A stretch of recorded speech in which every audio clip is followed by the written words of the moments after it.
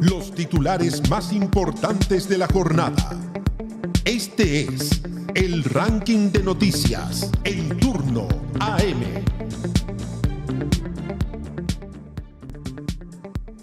Para comentar los titulares que lee mi querida colega Geraldine González Martínez, a continuación está Alberto Mayor con nosotros. Buenos días, Alberto.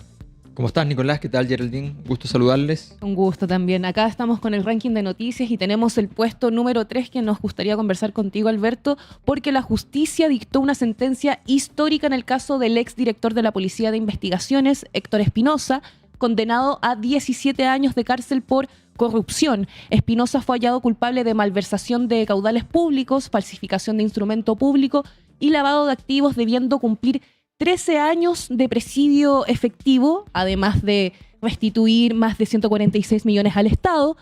Y este caso no solo representa una caída simbólica a quien lideró la PDI durante una etapa clave del estallido social, sino que también expuso una trama de encubrimientos y nexos con el poder político revelados en una nueva arista judicial que involucra a su sucesor, Sergio Muñoz, acusado de filtrar información reservada a Luis Hermosilla, abogado defensor del propio Espinosa. En tu nuevo libro, Alberto, que lo tengo acá, que se llama Boric, el laberinto de las puertas, enumeras una serie de crisis. Y yo creo que esto es parte de los ítems, la crisis de corrupción y de alguna manera todo el entramado de desconfianza que esto genera en la población. Lo que pasa es que, claro, en ciclos como este, donde la gente empieza a no saber si denunciar todo esto limpia o destruye. Entonces empieza la sociedad a volverse un poco loca en términos de decir, cada cierto rato decir, no, ya sabes que ya está bueno, ya tenemos que ordenarnos, porque si no, si nadie cree en las instituciones, todo se va a caer, el niño no va a querer ir al colegio, ¿qué está pasando? Nadie va a querer resolver problemas porque es muy difícil. Pero por otro lado dices, bueno, pero todo esto es verdad. Todo esto es verdad y esto tiene que terminar. Y debe ser sancionado radicalmente porque quienes destruyeron las instituciones no somos nosotros porque dejamos de creer, si son aquellos que las utilizaron de manera mala vida para poder operar. Entonces, es el gran dilema de las sociedades en crisis institucional. Las sociedades en crisis institucional es muy difícil salir de ahí porque esta trampa está permanentemente dando vuelta. Una crisis política es mucho más grave que una crisis económica, mucho más grave, mucho más difícil. Con 3 buenas jugadas en la economía y un cambio de escenario internacional, en 3, 4, 5 años puedes recuperar gran parte de lo perdido en un año malísimo, o en 3 años malísimo. Pero resulta que cuando tú necesitas salir políticamente de una situación, eso es muy complejo. Y lo que estamos viendo hoy día es que esas instituciones quedan heridas. ¿Cuál es la confianza que vamos a tener hoy en las policías? ¿Cuál va a ser la confianza que tenemos hoy? Recordemos que venimos también con un tema de carabineros previamente, después aparece la PDI y ahora y estamos con el Poder Judicial completamente, o sea, todo saliendo de la alcantarilla.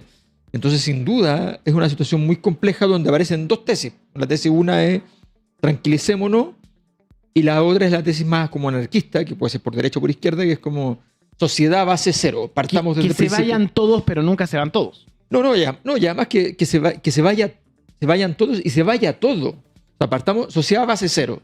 Partamos de nuevo. Pero cuando tú partes de nuevo, los que llenan el vacío mientras no hay nada, ¿ya?, son los que les conviene que la sociedad esté sin aparato normativo.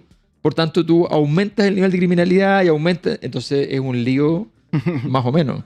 Oye, hay un tema que son las redes de poder y de protección política, con Luis Hermosilla, que fue asesor del Ministerio del Interior en el segundo piso, Sebastián Piñera, de alguna forma, y ahí hay una cosa interesante, tuvo abogado defensor de varios ministros, Cecilia Pérez, Valdo Procuriza, Gloria Hatt, Mario Desbordes y el propio Andrés Chadwick.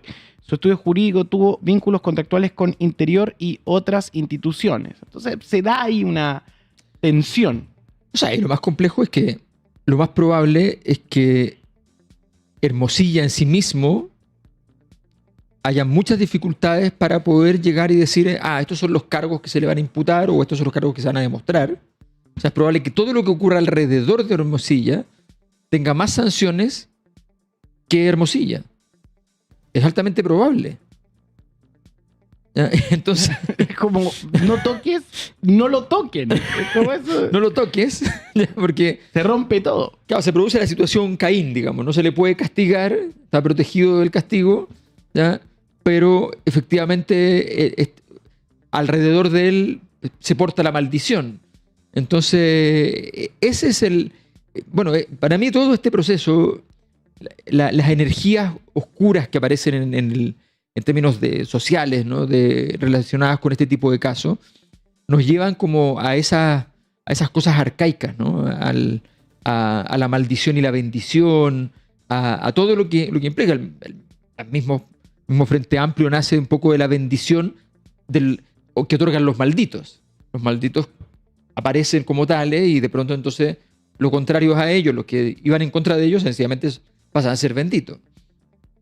En esa dinámica, y bueno, para todos los que estén mirándonos, hay implicancias políticas y judiciales, y Espinosa y Sergio Muñoz, su sucesor en el cargo de la PDI, están implicados en delitos que socavan el Estado de Derecho. Sí, de esos 17 años va a tener que cumplir 13 de presidio efectivo porque le descontaron el tiempo que ya estuvo con cautelares y la caída total lideró a los detectives de Chile, disculpen. ¿Y por qué la pena fue tan alta? ¿Qué delitos cometió exactamente para recibir este castigo tan alto de 17 años de cárcel? No solamente fue un delito que, bueno, acá el tribunal acreditó 3 cosas: malversación de caudales públicos, o sea, se robó plata del fisco; falsificación de instrumento público, mintió en los papeles para tapar todo este robo; y tercero, lavado de activos. Y bueno, acá Espinosa usaba los gastos reservados. En vez de para combatir el crimen, se le llevaba para la casa. La fiscalía probó que desvíos a esos fondos a sus cuentas personales y a las de su esposa. Y bueno, tiene ahora que devolver 146 millones de pesos al Estado. Una joya. Puesto número 2.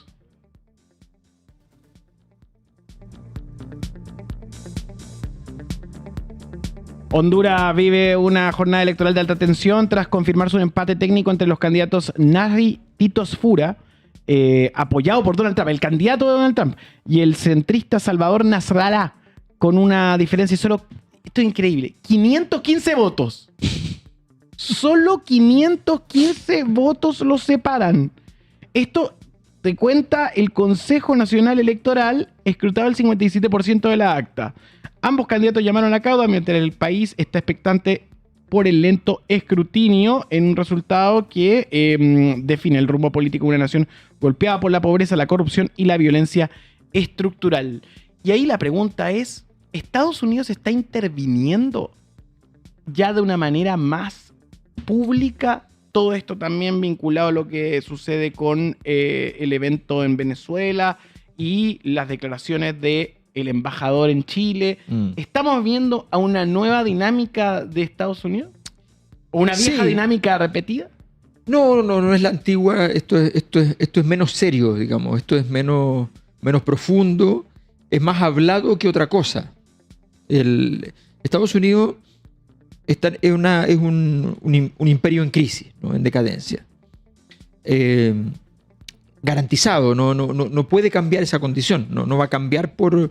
Lo que pasa es que necesita acumular ciertos niveles de poder para sostener el mayor tiempo posible la imagen de primer país del mundo. Cuando tú eres el primer país del mundo, que vale lo mismo para cualquier industria, cuando eres el primer canal de televisión, la primera radio, qué sé yo, cuando tú eres el primero, tus costos bajan radicalmente, tus costos operacionales, ¿ya? Porque después, cuando tú ya eres segundo, aparecen y por decirlo así, te cobran lo que debes, ¿ya?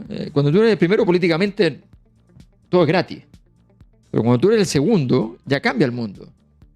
La deuda de Estados Unidos es gigante. ¿Alguien le ha dicho alguna vez algo? ¿Alguien le ha dicho, oiga, la vamos a bajar su calificación de riesgo porque de verdad ustedes tienen un desastre y qué sé yo, mire la deuda? Pero tú mirabas de repente a países que estaban así como asfixiados por los organismos internacionales diciendo usted no puede ser, mira el nivel de deuda. Y los pobres decían, pero si es que yo no podían ni decirse que Estados Unidos tiene algo parecido. Entonces, ¿qué es lo que pasa? Que bajar al segundo lugar es muy grave. Y por tanto, Donald Trump, inteligentemente, está haciendo política para esto. No tiene plata. De hecho, Milei juraba que le podían pasar plata. Si Estados Unidos no tiene plata, lo que anda buscando es plata. Si tú te fijas, todo lo que ha hecho es para establecer mecanismos recaudatorios. Le sacó un montón de plata a los europeos, le ha ido sacando plata para todas partes, va cobrando los aranceles, que en realidad necesita efectivo. Efectivo, así de simple. Y para eso inventa todas unas cosas muy sofisticadas y entretenidas, ¿ya? Pero es eso. Y lo que está haciendo es usando su influencia política, lo que queda de esa influencia política de él y de Estados Unidos, para incidir en las elecciones en todas partes. Y es una buena idea porque si elige varios presidentes, esos presidentes van a querer hacer negocios con ellos. Y probablemente incluso en el caso venezolano, hicieron una cosa más inteligente. La negociación fue entre Estados Unidos y Rusia.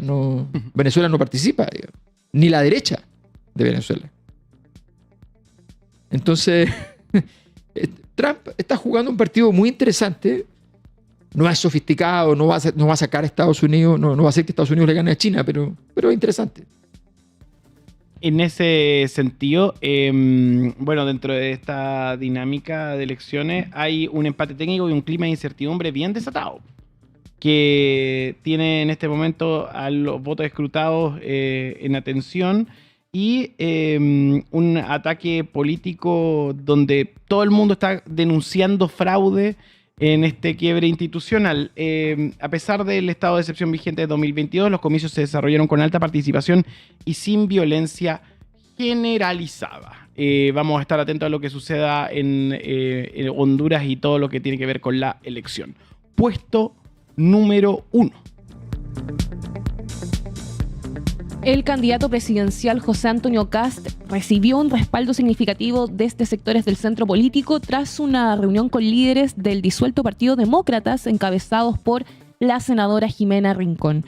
La instancia congregó a cerca de 30 dirigentes, incluyendo al exdiputado Ricardo Rincón, en una señal de convergencia hacia la derecha de cara a la segunda vuelta que vamos a vivir el próximo 14 de diciembre. Pese al gesto, la colectividad no mostró unidad total. Matías Walker se restó del encuentro y varios dirigentes mantienen posturas críticas. Kast, sin embargo, valoró el apoyo y abrió la puerta a incluir figuras de demócratas en un eventual gobierno en una semana clave para fortalecer su coalición ante Janet Jara. Alberto, ¿cómo se ve este cuadro? ¿Le suma o no le suma? La verdad es que es bien... A ver, la estrategia de Kast, que electoralmente es legítima y es inteligente, es básicamente simplemente paliativos a cualquier tipo de daño potencial que pueda llegar. Y esto, el paliativo Frey fue extraordinario, digamos, sacó la jugada. El ir a este debate social en cooperativa el otro día fue extraordinario porque permitió bajar las tensiones respecto a los debates televisivos, porque como se llama debate, entonces es debate y vale, pero todos sabemos que los debates radiales no producen efecto y los debates televisivos sí producen efecto. Entonces, aunque sea en la era del clip. No tiene nada que ver. Si es la puesta en escena, es el garbo de la... Si, en el fondo, al final, la televisión le va a pasar un poco lo que le pasa a Europa. Lo que puede vender es el garbo. Lo que tiene que vender es el hotel, el restaurante, tiene que vender esas cosas. Y en ese contexto, y eso vale para las cosas simbólicamente importantes como las elecciones presidenciales. Tú puedes ganar 6-0 un debate radial, 6-0, y puedes empatar el televisivo y solo vale el televisivo. No pasa nada. Entonces la verdad es que lo que hizo Kast fue inteligente porque ha ido resolviendo los problemas de a uno sin resolverlos, sino que dejándolos ahí emparejados. Y lo que hizo con esto es básicamente ir a hacer un gesto señalando que ya lo había hecho, que hay un centro político, y más que nada diciendo, bueno, también si están dispuestos, porque seguramente fue algo no que él pidió, ojo, o sea, no creo que haya pedido él, oye, necesitamos también que vengan demócratas amarillos, no, yo creo que fue como, oye, están disponibles, parece, y, bueno, genial, un día más, ticket, y no es más que eso. Claro, estamos a 2 semanas para la segunda vuelta de las elecciones presidenciales y ayer Kast tuvo una reunión clave con parte del Partido Demócratas o lo que queda de él, porque llegó una delegación cerca de 30 militares de demócratas, encabezada por su presidenta, la senadora Jimena Rincón. También estaban figuras como Carlos Maldonado y la diputada Erika Olivera. Kast ahí los recibió y les dijo algo clave, que su gobierno no solamente va a ser para los republicanos. Y Jimena Rincón dio un argumento más pragmático y dijo que esto no se trata ni de derechas ni de izquierdas, esto se trata de Chile. Pero esto es lo que me gustaría comentar contigo, Alberto, porque también hubo ausencias notorias, porque el gran ausente fue el senador Matías Walker, el vicepresidente del partido, y él no fue.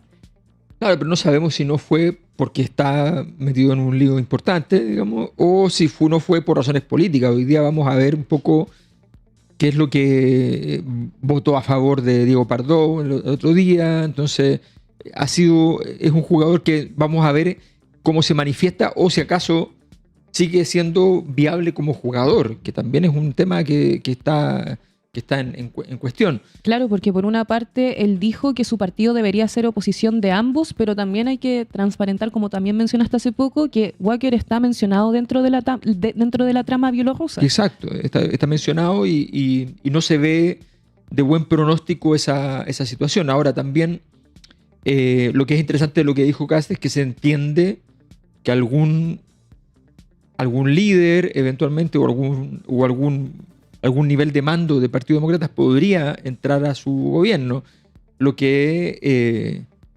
sitúa un escenario bastante distinto al que era imaginable previamente, porque además no estaba claro que Demócrata diera un paso en esa dirección.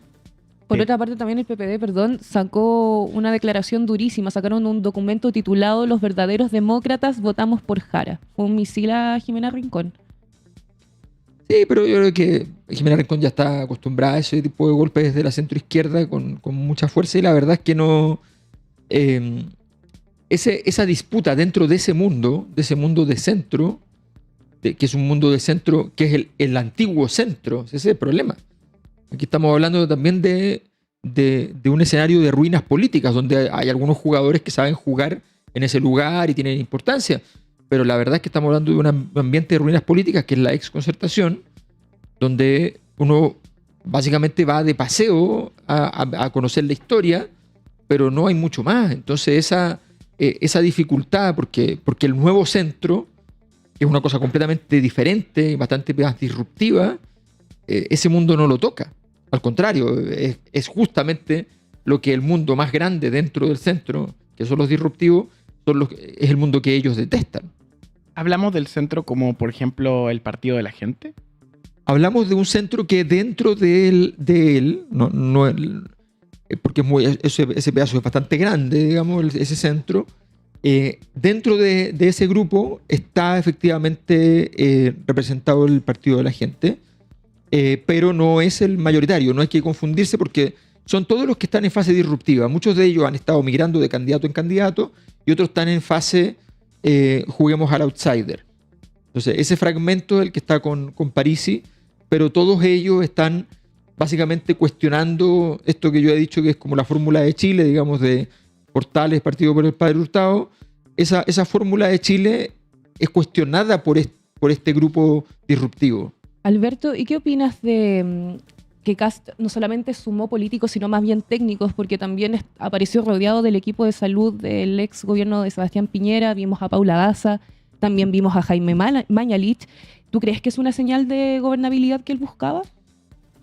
Sí, él está buscando un camino que le está funcionando porque no ha tenido que dar explicaciones. Estamos hablando de que el Partido Republicano jugó siempre este juego de, casi nunca lo dijo para Chile, pero lo dijo para España, la derechita cobarde, ¿ya? Ese juego, pero el Partido Republicano lo dijeron muchas veces, o sea, diputados, qué sé yo, distintos líderes del partido tuvieron muchas veces ese tipo de referencias. Entonces, ahora que se arropa con este sector y pretende tomar control del sector, vienen los problemas que también le pasaron en su momento y le van a seguir pasando a Boric. En el fondo, cuando tú vienes y dices, yo vengo por un proyecto que es distinto, y cuando tomas control del escenario simplemente físico del lugar, no el proyecto, resulta que tú dices, bueno, ahora yo soy el que manda. y absorbo los proyectos de los demás y son parte de mi vida, pero no meto mi proyecto por delante. Entonces, y eso en muchos aspectos la gente lo agradece, el votante común, pero también produce problemas irritativos dentro de los sectores políticos que creyeron en esos grandes proyectos más radicales. Y en ese camino, ¿no te da la impresión de que Kast está tratando de blindarse frente a una potencial crisis, en específico cuando muchos de sus aliados han exagerado tesis como las del golpe de Estado y otro tipo de situaciones, un estallido 2.0, etcétera? Sí, yo creo que él está bueno, su estrategia en general, electoral y política, ha sido de contención. Ahora ha tenido una campaña donde hay poco movimiento, ha sido una candidatura muy conservadora, con poca radicalidad, con las técnicas comunicacionales trampistas, pero no con un mensaje trampista. Entonces, todo lo que es la forma de usar los medios de comunicación, ok, pero el mensaje, nada que ver, nada que ver.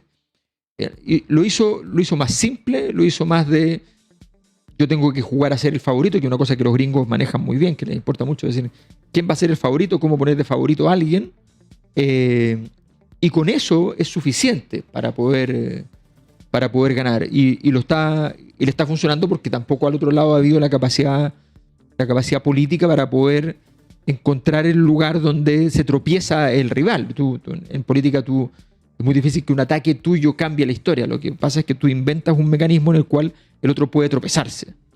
Claro, y acá... pero es raro porque ninguno de los dos candidatos en la última semana se ha tropezado en sí mismo, porque Kast no está jugando. Claro, pero fantasma. Pero es que, claro, pero a Jara no le sirve de nada no tropezarse tampoco. O sea, hasta la altura, hasta tropezarse le podría ser positivo porque tiene que cambiar el escenario, tiene que moverse esto.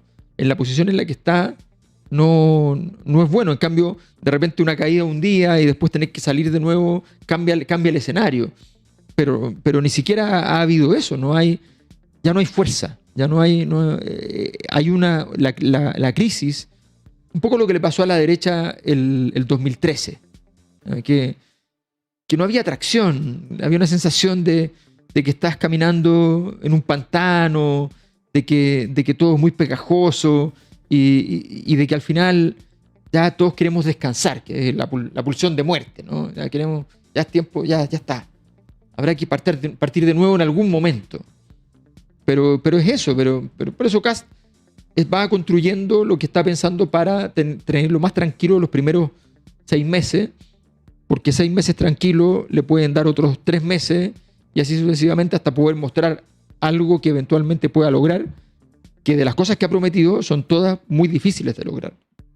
Alberto Mayor en el análisis de los titulares de la mañana en esta jornada, cuando son las 9:24, y lo tenemos acá porque queremos abrir una conversación sobre su nuevo libro acá en Turno, el primer canal de stream. Los titulares más importantes de la jornada. Esto fue el ranking de noticias en Turno AM.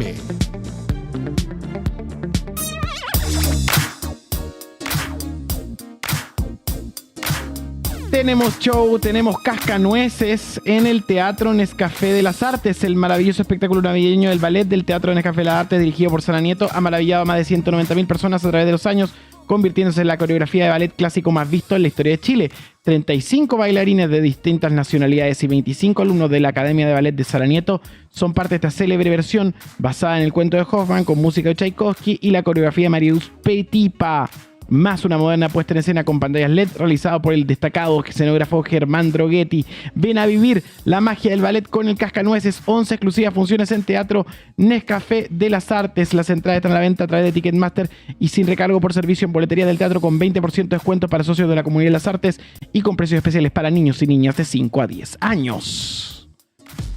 Además, estamos presentados por Estelar Bet. Si te sientes con suerte, demuéstralo. Juega ahora en Estelar Bet, la casa apuesta chilena con depósitos de 1.000 pesos, retiros al instante, atención al cliente 24/7 y promociones todos los días para hacer tu juego más entretenido. Lo mejor es tu turno para ganar, por eso regístrate con el código turno, deposita 5.000 pesos o más y recibe una apuesta gratis de 10.000 pesos más 10 giros gratis. Solo para mayores de 18. Juega con responsabilidad. Estelarbet.b corta IP, estelarbet.vip, donde juegan las estrellas. Una charla para entender lo que está pasando.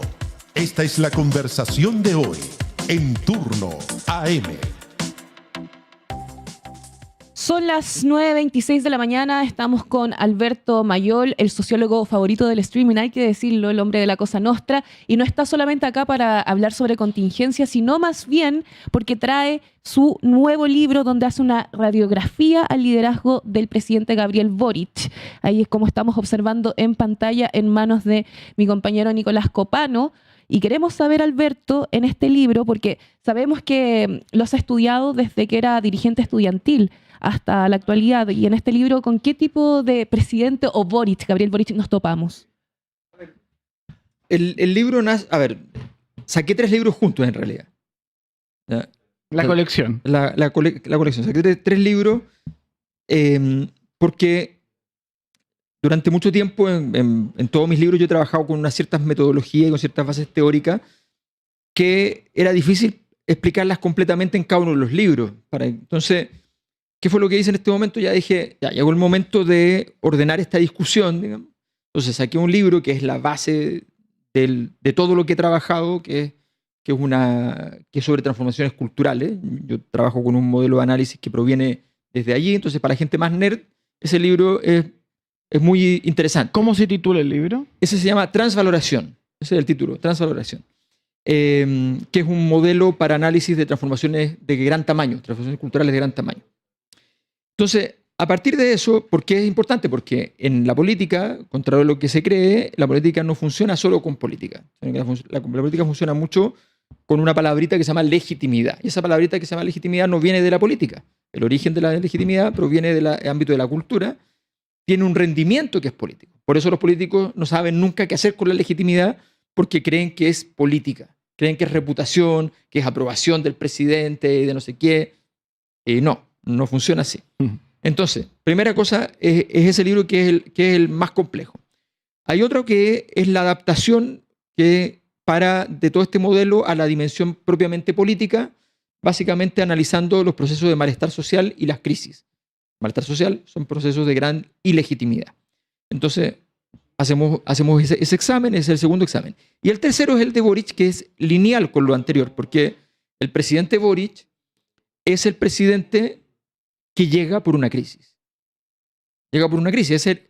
Los presidentes que están llegando fundamentalmente por una crisis, entendiendo que en la política tú puedes simbolizar una crisis y gracias a ese símbolo convertirte en líder. O sea, para decirlo en términos médicos, en la política pasa una cosa que en medicina sería muy extraño, ¿no? Y es que el síntoma de una enfermedad se puede convertir en el remedio, ¿ya? Los seres humanos creemos esas cosas. Claro. En la biología no ocurre, pero el síntoma en sí mismo, el movimiento estudiantil es el síntoma de todo un proceso de caída, de crisis. Y a la vez se transforma en la esperanza del remedio. Y al mismo tiempo se transforma en esperanza y remedio para esto. Entonces, el presidente Boric llega a ser un presidente que tiene que gestionar, sí o sí, una crisis. Porque el presidente anterior, el presidente Piñera, la gente cuando lo elige no le dice, yo lo estoy eligiendo para que usted resuelva la crisis. Le dice, ¿sabe qué? Parece que le voy a dar otra oportunidad a esto que está en crisis. Porque tal vez exageré, tal vez me volví un poco loco y no sé, estaba enojado. Entonces, ya sabe que usted haga su milagro, ¿ya? Y su milagro es seguir haciendo lo mismo de antes, igual o mejor que antes y produciendo plata en el fondo. Piñera no produjo plata y pasó lo que pasó. Vino la gran crisis. Y entonces, con una crisis reiterada, 2011, 2016 y 2019, 3 crisis muy grandes, entre medio de otras 45 crisis en todo ese periodo, entonces aparece Gabriel Boric, aparece la Convención Constitucional, aparece la salida del estallido. Bueno, y entonces lo interesante es pensar qué pasa con Boric en todo su gobierno en términos de cómo gestiona esta crisis. ¿Y Si tuvieras que definir su gobierno en una palabra, ¿dirías que fue el gobierno de la transformación o de la administración de la crisis? Ninguna de las dos cosas. ¿Cómo lo definirías? Es un gobierno vacío. ¿Por qué? Cuando tú haces una transformación, tienes que hacer una cosa que es muy compleja y que es meterte... La transformación es un lugar muy oscuro, siempre. Siempre. No es como... Siempre en política uno vende la transformación como... ¿ya? Se abrirán las grandes alamedas. ¿Ya? Claro. No, siempre la transformación es un proceso muy oscuro, muy difícil. Voy a hacer una reflexión que hacía Nabokov respecto al trabajo de traductor, pero es lo mismo para la política. Tú estás en un bosque, vives en un bosque, ¿ya? Tienes que salir de tu casa e ir a otra casa, es de noche, y lo único que tienes para caminar es una vela. ¿Ya? Es un camino muy duro ese. Entonces, cuando tú dices, ok, vamos a entrar en la transformación, lo primero que todos hacen, y por eso se llama el laberinto de las puertas, es decir, vamos a abrir la puerta de la transformación. Vamos a empezar a entrar en esto, porque es un lugar oscuro. Entonces, nadie quiere entrar así como, ay, buena onda, entremos. Entonces, tú abres la puerta. ¿Qué es lo que hizo Bachelet? Bachelet lo que dijo, oye, yo voy a abrir todas las puertas, pero no me piden que entre en la habitación. La reforma de pensiones, pero sin reforma de pensiones. La reforma constitucional, pero sin reforma constitucional. ¿Ya? La reforma de educación, pero hasta la mitad y después vemos. ¿Ya? Entonces, entrar sin entrar, entrar sin entrar. Boric llega y en rigor viene a ser continuador de Bachelet. Dice, hay unas puertas que no tengo cómo no hacerme cargo de cerrar esa puerta, pero la voy a cerrar por fuera, no voy a entrar. Voy a hacer como 2, 3 cosas y por fuera la cierro. ¿Ya? Entonces, las reformas son básicamente, sin entrar en el tumulto de la transformación, ponerle algo sobre y cerrar un poco el asunto. Pero el resto de las puertas, el gesto fue reiterar sintomáticamente la apertura de la puerta, vamos nuevamente a abrirla, y nunca, jamás, en ninguno de esos temas, entrar en la habitación. Yo quiero hacer un link. ¿Se acuerdan cuando en matemática uno hacía el conjunto vacío? Conjunto vacío. Yo sí lo veo. Creo que es como que, y en un conjunto vacío uno puede insertar los significados que quiera. Sí, pues. Eso es lo que yo veo y lo que leí. Dije, me parece que cuando habla del vacío no es del no hacer nada, sino que dejar el espacio a la interpretación y que para bien o para mal, te puede salir bien o te puede salir mal, depende de tu evaluación. Claro. Uno podrá decir, esto salió mal, o otro podrá decir, mira, salió bien. Incluso hay gente que dice... O sea, y en ese vacío la gente interna de significado lo que ve. O sí. le da más términos, por ejemplo, histórico. Es un test de Rorschach. El presidente es un test de Rorschach. Es un test de Rorschach. Entonces tú proyectas ahí lo que quieras proyectar, lo que tú tengas. ¿Ya? Pero no tiene...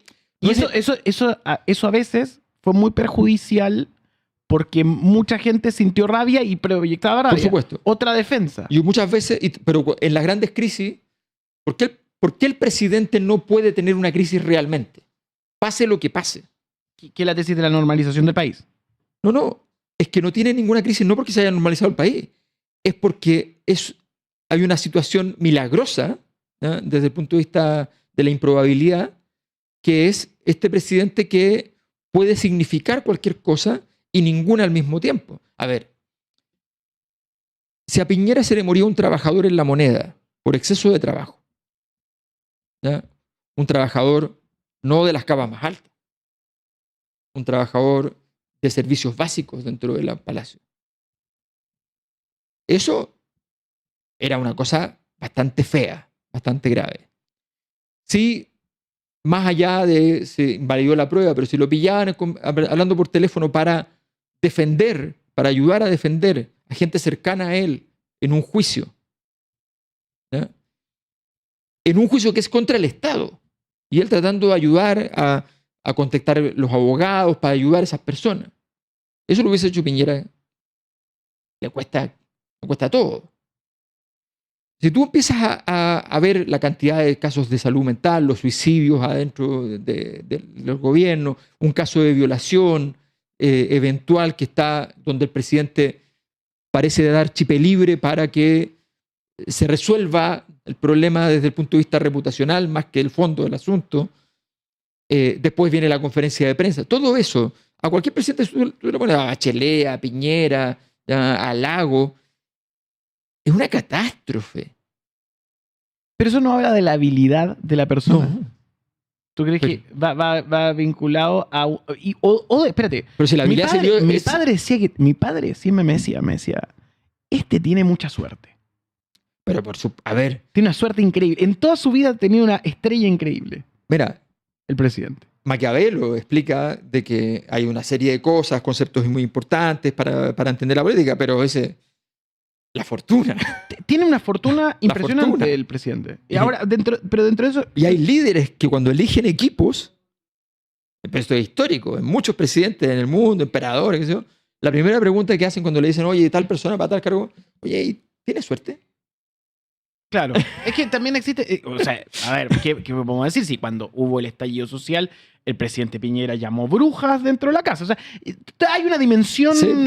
propia. Ahora, tú estuviste escribiendo sobre Piñera, escribiste sobre el estallido, escribiste Piñera porno, Sí. sobre el fenómeno Milei y Boric y las puertas. ¿Hablan los fenómenos Milei, Piñera, Boric? Sí. ¿Por qué hablan? Porque son sociedades que están entrando en un proceso de licuefacción. Son sociedades, esta idea de las sociedades líquidas en realidad son sociedades en crisis. No es un tipo de sociedad nuevo que existe, ¿no? Son sociedades que están en crisis. Entonces, y esas sociedades que están en crisis tienen los líderes que pueden tener, que va a ser el caso de Kast también. Ojo, Kast no llega por razones distintas a las de Boric. Son políticamente razones distintas en términos de contenido, pero no son razones distintas. Llega por la crisis y se le busca porque hay que buscar respuestas fuera de lo que había, porque se entiende que los que estaban antes no tenían cómo dar una respuesta. De hecho, aparecen muchos currículum parecidos. El currículum de Kast es parecido al de Boric. ¿Cómo a qué vas con eso específicamente? A ¿En ver, qué se podrían parecer? ¿Cuáles son las ¿ha sido similitudes? empresario realmente Kast? ¿Es un empresario? No, Es el heredero de una empresa, es decir. claro, no es un tipo que tú dices, no, formó tal empresa, contrató a tantos trabajadores, la vendió, después hizo otra. No es un empresario. Ha trabajado, ha tenido un trabajo. Ni el presidente Boric ni José Antonio Kast sabemos que haya tenido un trabajo. ¿Ya? Los dos han sido diputados, esa es su historia. Se parecen, ¿no? A mí me parece que tienen una trayectoria parecida. Los dos son miembros de las élites. O sea, son personas cuyas familias tienen un patrimonio y tienen condiciones. Los dos vienen de una familia que además es partícipe de las élites políticas. Personalmente yo no conozco al presidente Gabriel Boric, pero yo creo que tienen un punto de inflexión muy importante entre ambos, a pesar de que, claro, vienen de la élite, uno viene con conciencia social, conciencia de clase, mientras otro lo ignora por completo, que no es José Antonio Kast. O sea, lo vimos en la franja el día de ayer diciendo que no es cuico, ni siquiera lo acepta. En cambio, el presidente sí acepta su origen, pero hace algo con ello.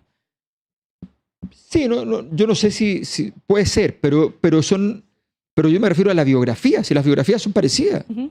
Son parecidas, son personas que son de zonas, no son urbanos santiaguinos de la región metropolitana, Kast, pero no es un santiaguino prototípico urbano ni nada por el estilo. Y son personas que llegan a la ciudad, pero llegan a partir de una serie de contactos políticos fuertes. ¿Sí? Sin el hermano, José Antonio Kast, no llega a la política. Claro. Y sin el padre de Gabriel Boric, que naturalmente por razones es una persona muy importante en Punta Arenas y qué sé yo, entonces estaba dentro de unas élites políticas significativa. Luego viene, por supuesto, cada uno ha hecho un camino y tiene sus propios méritos en términos políticos, pero quiero decir, son trayectorias que son inusuales. Es inusual que una persona que no ha tenido vida partidaria real, importante, que no ha dirigido un proyecto político, una persona que durante toda su vida no ha tenido una gran experiencia laboral, profesional, que lo haya hecho destacar, ni nada por el estilo. Es inusual que eso ocurra. ¿Por qué la sociedad que considera todas estas cosas que estoy diciendo súper importantes, a la hora que se acerca la elección, va a elegir a alguien en esas condiciones? ¿Qué pasa con Milei? Lo mismo. Bueno, porque también en un momento, no sé si Alberto coincide conmigo, la crisis social, el estallido y la élite que representaba a Sebastián Piñera no daba la respuesta. Por supuesto, pero esa es la causa. Pero la pregunta es, o sea, lo interesante es que las sociedades van a buscar a lugares muy lejanos, muy extraños. O sea, todo es evidente que el caso de Javier Milei es un caso que tiene una dimensión que psicológicamente es relevante. Es evidente desde que era candidato, no necesitábamos nada para eso.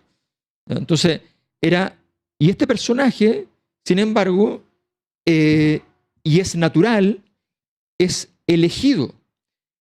¿Cómo lo podemos explicar? Vamos a explicarlo de los países que están en crisis, como los cuerpos que están en crisis, pueden generar respuestas, reacciones exageradas ante la enfermedad, por decirlo así. ¿Ya? Enfermedades autoinmunes se conocen en medicina. Claro. ¿Ya?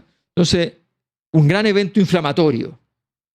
En este caso, inflamatorio de la subjetividad, inflamatorio de un discurso muy específico, muy radicalizado. ¿Ya? Es eso, esa búsqueda. Y aparecen entonces este tipo de liderazgos que lo más probable es que sigan ocurriendo, si finalmente... Pero Alberto, y ahí no podemos destacar, ojo, estoy contraponiendo porque tuve la oportunidad gracias a la gente de Cataluña que me mandó el libro ayer y lo pude hojear. Sí, les avisé rápidamente que venía para acá. Muchas gracias. Y lo voy a terminar. De que sí hay... que las virtudes y habilidades blandas del presidente respondieron en un momento en la sociedad que los necesitaba. Sí. O sea, yo lo que te puedo decir es, yo creo que uno de los grandes detalles, y por lo cual no se le prende fuego al país, es que no es prepotente. Sí, por supuesto. Incluso tiene un cuadro, el cuadro más pesado para él es cuando corrige a la periodista en público. Sí. Pero otro cuadro de esas características, yo no tengo memoria. No, sin duda. Él recibe, no nos olvidemos que él recibe cerveza por parte de unos ultrones. Sí. Entonces... No, yo creo que eso fue muy importante a favor de él. Mira. Sí, pues, porque en el fondo eso lo aleja a él del estallido. Claro. Lo deja fuera, lo deja entre los impugnados. Entonces toda la tesis de que él fue también represaliado en el proceso lo podía hundir por el lado de que pertenecía al sistema, pero como no era visto efectivamente en ese lugar, es visto también como que no representa el mundo de los ultrones, que lo que él ratifica con el acuerdo de noviembre, que es el que lo hace presidente. Claro. El que lo hace presidente es que él se queda en la reunión, su partido se va y él se queda. Es más, lo sancionan. Claro, lo llevan a la sanción, pero nunca se cursa la sanción. Pero lo interesante en el fondo, a mí hay dos formas de no significar nada. Y lo digo y suena peyorativo, pero es un fenómeno interesante porque me gusta mucho la semiología. Hay dos formas de no significar nada. Uno es que el vacío signifique que no hay efectivamente nada. Pero hay formas donde sencillamente todos los significados están sueltos, están libres, está lleno de significados posibles. ¿Qué es lo que yo planteo sobre la visión? Claro, ¿qué es lo que yo escribo? Mira, en la primera página yo parto con la tesis de la crisis, ¿no? Entonces, y dice así, jugando con la fase de Gramsci, digo, Boric es un líder que no termina de nacer y es un líder que no termina de morir. En ese borde donde lo que existía aún no se ha ido y lo que vendrá todavía no se anuncia, se abre la grieta en la que sucumbió el proyecto político que debía cicatrizar la herida de una crisis histórica. Boric es un líder que no termina de nacer, pero tampoco termina de morir. Se ha convertido en una puerta, en un interregno, en un espacio entre dos nadas. Se convirtió en la aporía de Gramsci, en un interludio entre dos obras. Boric es el gato de Schrödinger, está vivo y muerto al mismo tiempo. Este libro podría tener tantos títulos que es un absurdo. Como todo exceso de títulos, significa que no se tiene ninguno. Pero no es mi culpa. Soy claro, acá el escritor se declara inocente, ya que Boric no puede tener título alguno porque su juego político es dejar de lado todo significado, todo lo que pese. Tiene la virtud de ser soportable, simpático. Entonces es la soportable levedad del ser. O sea, yo lo que quiero decir es, a mí, por ejemplo, me sorprende mucho las apariciones del presidente de la Teletón. Sí. Tiene una capacidad performática que, por ejemplo, yo... Tiene carisma. Claro, Sigas por palabras, supuesto. carisma. Esa es la palabra. O sea, o por ejemplo, cuando interactúa con el niño en la votación vestido de Spider-Man. Y que es muy loco porque su expareja, Irina Caramanos, no interactúa con el niño, pero él interactúa con el Claro, niño. claro. Y no siquiera puede evitarlo. Claro, porque es como- auténtico. O no, se nos Sí. va el tobogán.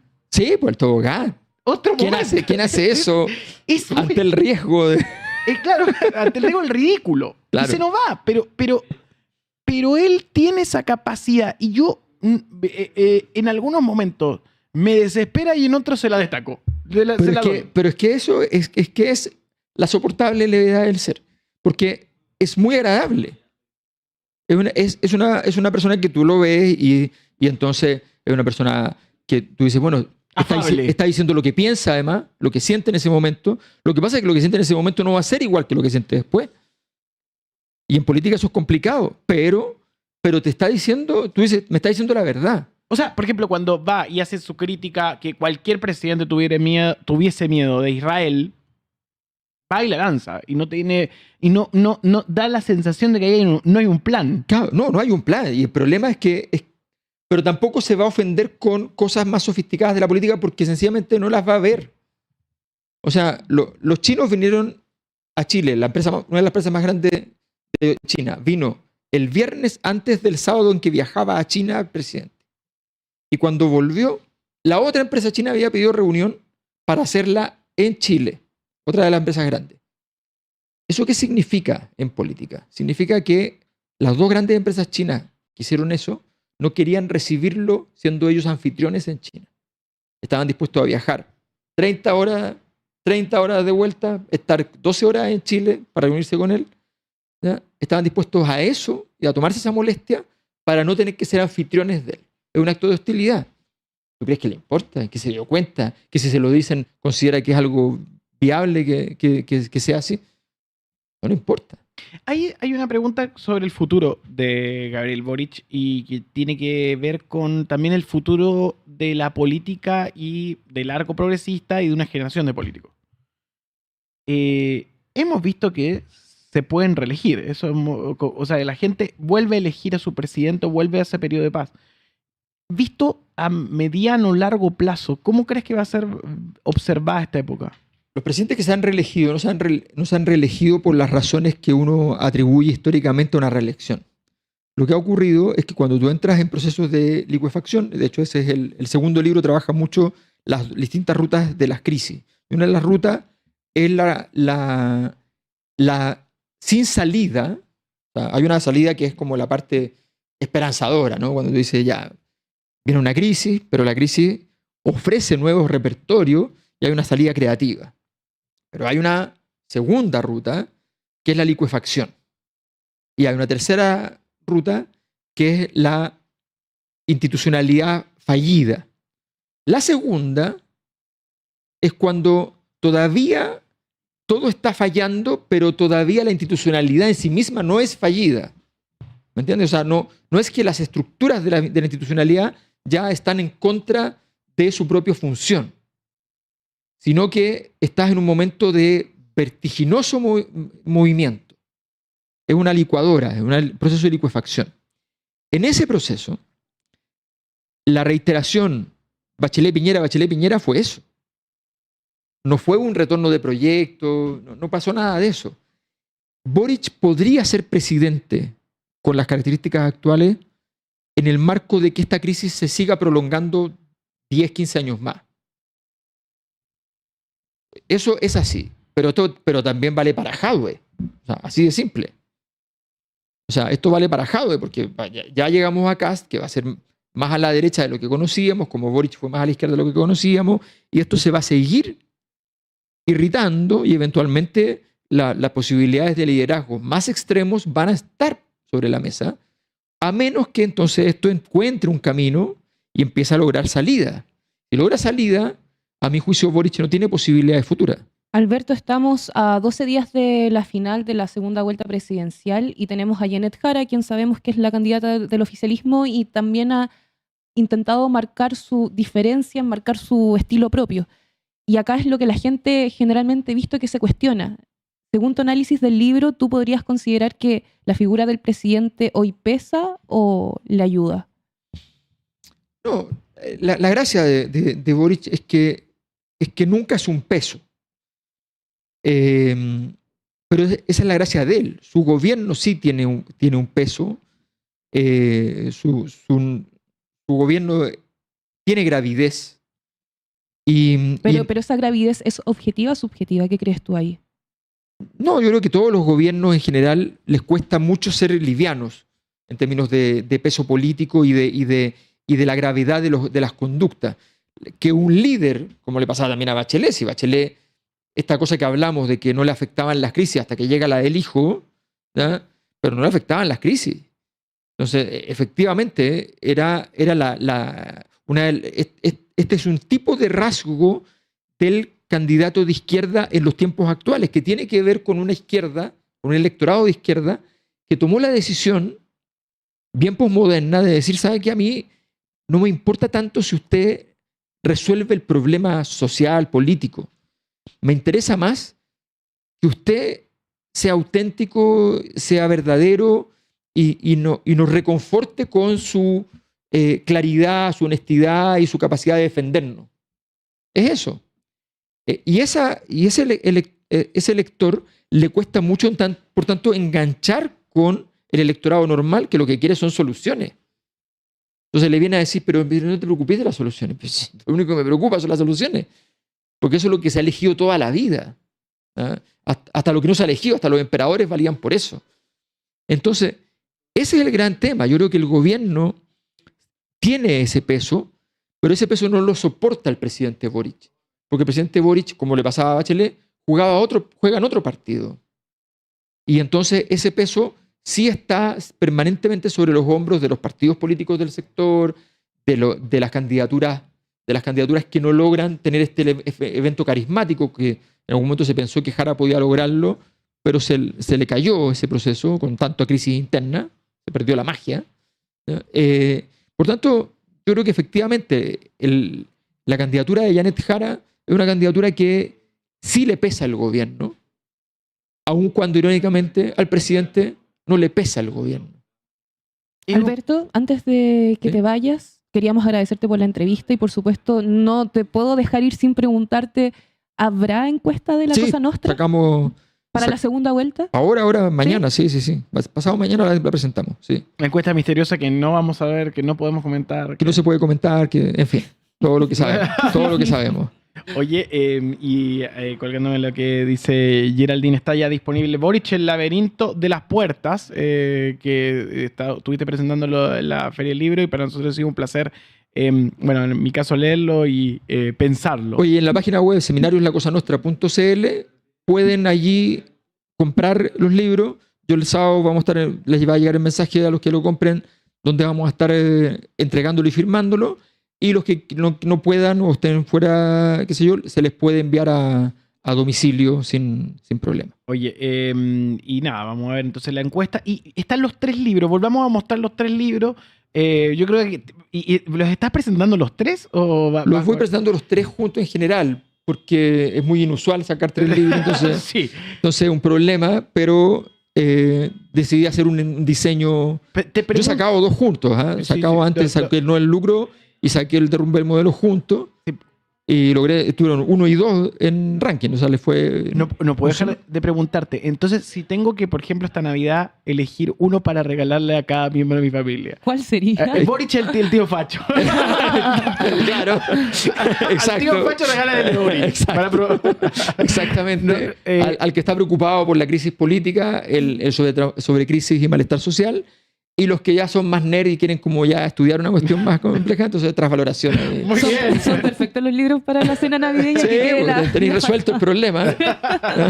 El pack mayor.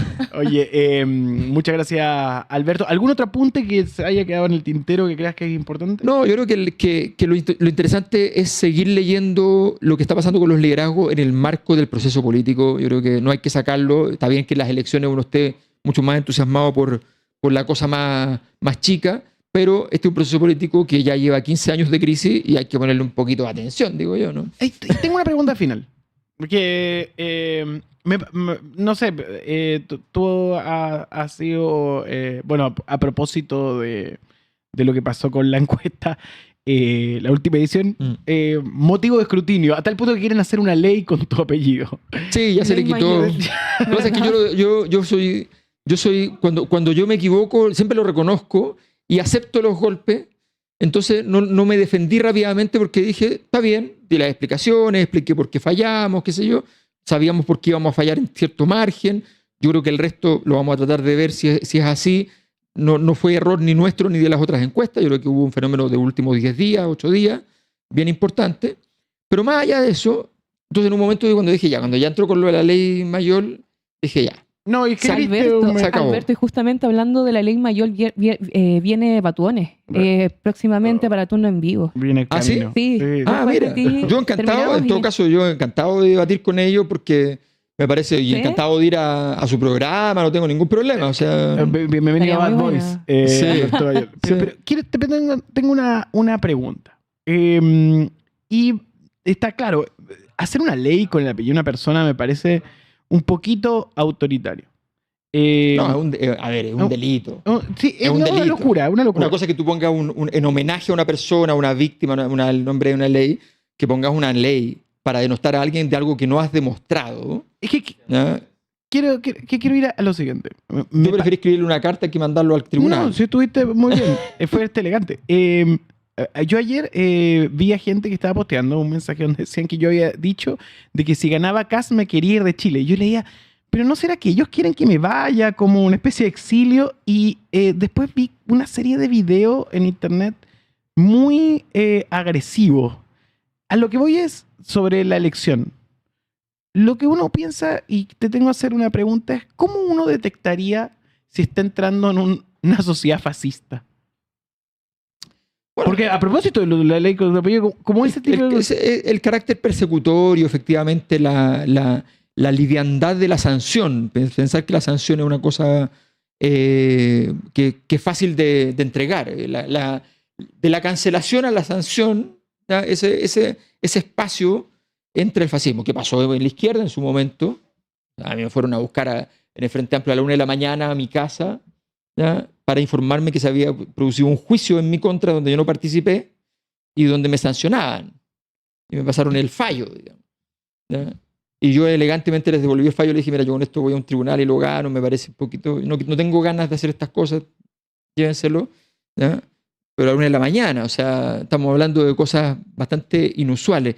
Y eso pasa, y eso efectivamente está pasando en términos de todos los que decían, por ejemplo, salieron numerosas noticias falsas respecto a que se cerraba la Cosa Nostra después de esta, qué sé yo. Entonces, es bien llamativo, es bien llamativo. Yo creo que para mí yo soy un académico y a mí me gusta aprender. No me pasó ninguna crisis con todo esto porque es parte del aprendizaje. Yo había tomado la decisión de separar la encuesta de mis investigaciones. Claro. Mis investigaciones me mostraron unas cosas, unos procesos, y la encuesta me mostraba unas fotos. Hoy entiendo que si yo, porque lo podía hacer, juntaba las dos cosas, estaba mucho más cerca del resultado. Pero como era una cosa inusual y era difícil de explicar que esto no es una encuesta, sino que es otra cosa, qué sé yo, entonces no lo hice. Ahora me voy a una reunión, ¿ya? Con matemáticos, ¿ya? Porque estamos súper interesados en trabajar justamente en este tipo de soluciones. Entonces, la verdad es que esto hay que tomárselo en serio porque uno aprende. Y quiero decir una cosa, seguimos con todo el ranazo que nos mandamos. Seguimos en primer lugar en precisión en 5 años. ¿Eso qué significa? Una cosa súper simple. Que los ranazos de los demás fueron más grandes. Tan simple como eso.